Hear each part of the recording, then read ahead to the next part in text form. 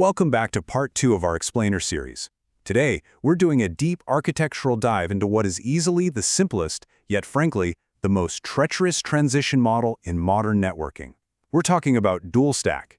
If you caught part 1, you already know IPv4 address exhaustion is a done deal. It's a concluded event. So today, we're zeroing in on how organizations handle the coexistence of both protocols and the massive security blind spots that doing so can create. Now, this explainer is actually based on Chapter 2 of a really comprehensive 10-part tutorial called IPv4 and IPv6 Transition Technologies, Architecture, Security, and Firewall Designs. That was put together by Virtualization Options LLC, which is a Colorado-based technology research, education, and advisory organization. And just a quick heads up, this is designed strictly for infrastructure and security architects who are actively supporting their organization's migration to IPv6. We're assuming you already have a rock-solid understanding of legacy IPv4, so we're going to jump right in.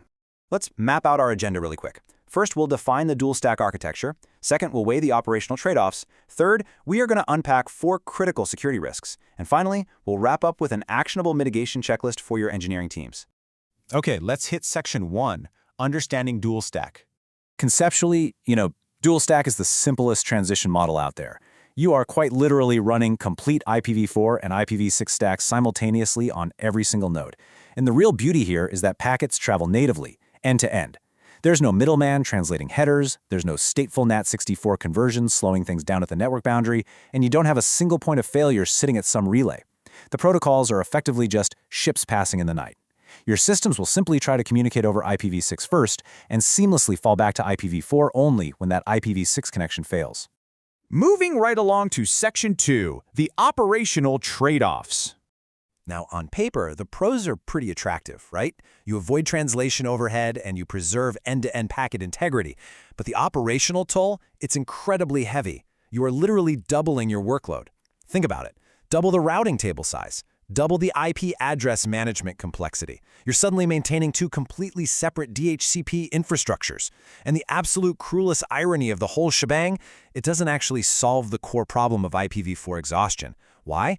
Because every single host still requires a depleted legacy IP4 address just to function.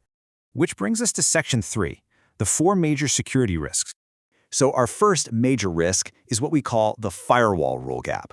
In a dual-stack environment, your firewall rule sets do not just magically transfer between protocols.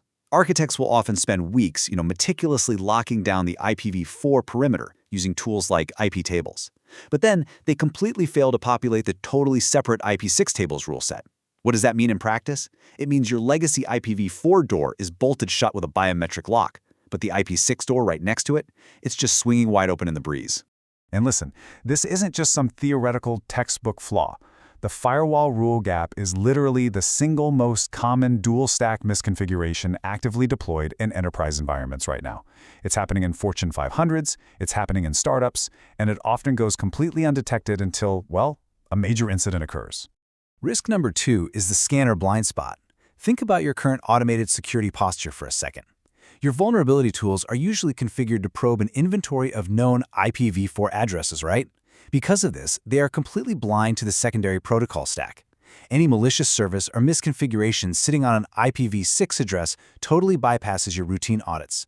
It gives you this beautiful, pristine green security dashboard that is, unfortunately, entirely lying to you. The source document hits the nail on the head here. It warns us. A service hardened against IPv4 attack may be fully exposed on its IPv6 address. Let that sink in. You could be looking at a perfect security report for a specific server, being totally unaware that an attacker is actively mapping its vulnerabilities over an unmonitored IPv6 connection. Okay, the third blind spot comes down to application behavior. Specifically, we're talking about socket binding. In IPv6, the wildcard address is represented by the double colon. Now, when developers configure an app to listen for traffic, using this double colon seems like a super convenient catch-all shortcut. But it hides a really dangerous default behavior. Here's the catch. By binding to that double colon wildcard, the application silently listens on both IPv4 and IPv6 on most operating systems. That means any access control list, any rate limiting, any security control you applied strictly to the IPv4 routing path, it's instantly and seamlessly bypassed by an attacker simply reaching out to that exact same application via the IPv6 path. Finally, we reach risk number 4, which introduces a massive shadow attack surface through unintended activation. Now, I know what you might be thinking, well, we haven't officially rolled out IPv6 yet, so we don't really have to worry about this. Unfortunately, your operating systems have a completely different plan. Modern platforms, and we're talking specifically about Linux, Windows, and macOS here, they actually enable the IPv6 stack by default.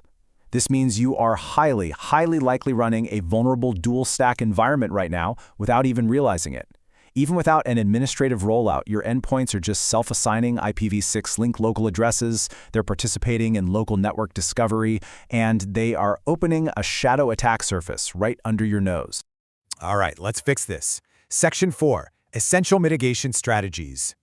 To lock this down securely, you absolutely must execute these 4 steps. First, enforce total rule set parity across both protocols. Every single IPv4 permit or deny rule needs a mirrored IPv6 equivalent, period. Second, aggressively update your security tooling to include IPv6 addresses in all of your vulnerability scan targets. Third, audit your application socket bindings, hunting specifically for that wildcard usage we talked about. And finally, if a segment of your network absolutely does not require the IPv6 stack for operations, explicitly disable it at the OS level. Just shrink that attack surface. So, as you review your enterprise architecture today, you have to ask yourself, are your legacy IPv4 firewall rules leaving an IPv6 backdoor wide open? Take these insights back to your teams, audit those deployments, and definitely stay tuned for part 3 of this series, where we are going to dive into the highly complex world of tunneling mechanisms. Thanks so much for joining me today.